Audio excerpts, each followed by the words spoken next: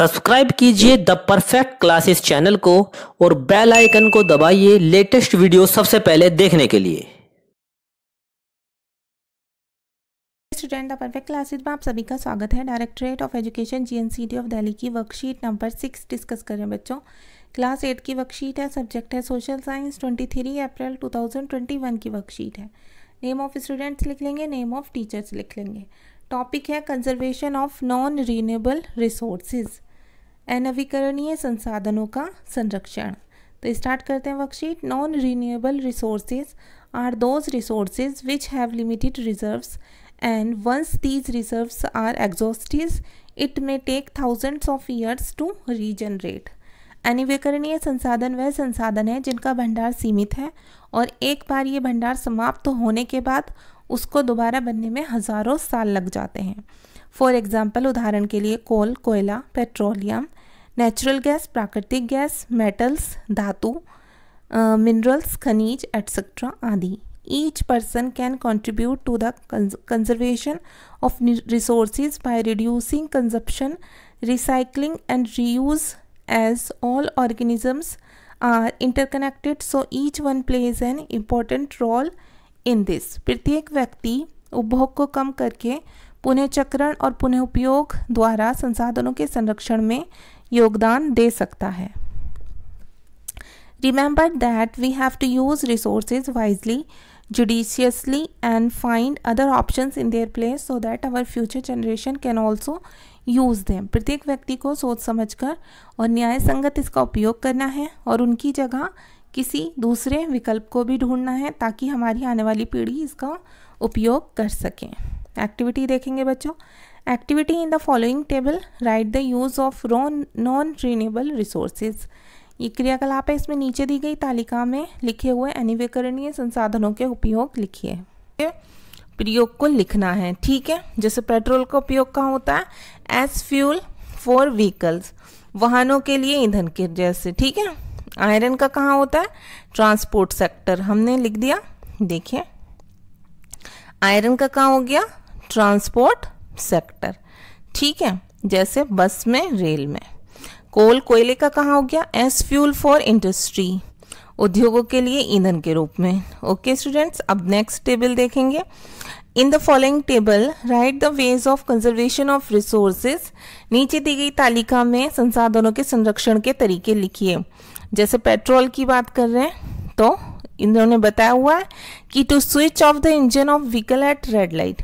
Red light पर क्या करना चाहिए? व्हीकल के इंजन को बंद कर देना चाहिए, ठीक है। कोई भी वाहन आप जो चला रहे हो उसके इंजन को स्विच ऑफ कर देना चाहिए। एलपीजी के लिए क्या करना चाहिए? Cook food in pressure cooker as far as possible. उसके लिए क्या करना चाहिए? जहाँ तक संभव हो आपको प्रेशर कुकर में खाना बनाना चाहिए। एल्यूमिनियम का यूज़ कहाँ करना चाहिए? कैसे हम कंजर्वेशन कर सकते हैं इसका? Using other options in place of aluminium, aluminium के स्थान पर अन्य विकल्पों का प्रयोग करके। अब देखिए नेक्स्ट है, we can also adopt the 4R formula to conserve resources.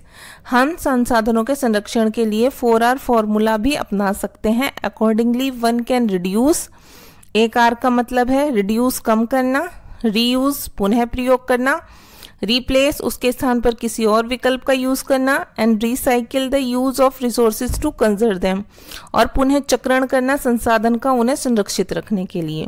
Now in the following table, इस दी हुई टेबल में write the name of the way to conserve the resource out of the following 3 ways. 3 तरीके दिए हुए हैं, ठीक है। आपको बताने हैं कि संसाधनों को किस तरह से संरक्षित किया गया है।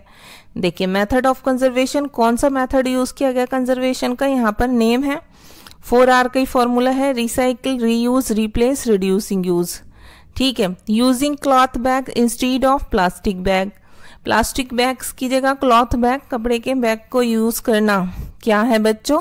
रिप्लेस है, ठीक है। हमने रिप्लेस किया है प्लास्टिक बैग्स की जगह क्लॉथ बैग्स को। Use of old iron for making something new bye melting, पुराना लोहा का यूज करना कुछ नया बनाने के लिए पिघलाकर। तो इसे क्या बोलेंगे हम? इसे बोलेंगे बच्चों हम रिसाइकलिंग, ठीक है। अब देखिए using dried leaves in place of utensils, सूखी पत्तियों का प्रयोग करना बर्तनों के स्थान पर, ठीक है, तो इसे क्या बोलेंगे, रिप्लेस करना। अब नेक्स्ट देखिए,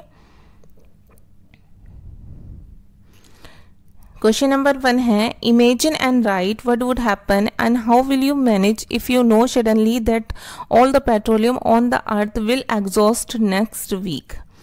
इमेजिन करना हमें और लिखना है कि क्या होगा यदि अचानक से हमें पता चले कि पृथ्वी से अगले हफ्ते तक सारा पेट्रोल समाप्त होने वाला है, और आप इसकी क्या व्यवस्था करेंगे, आप इसे कैसे मैनेज करेंगे।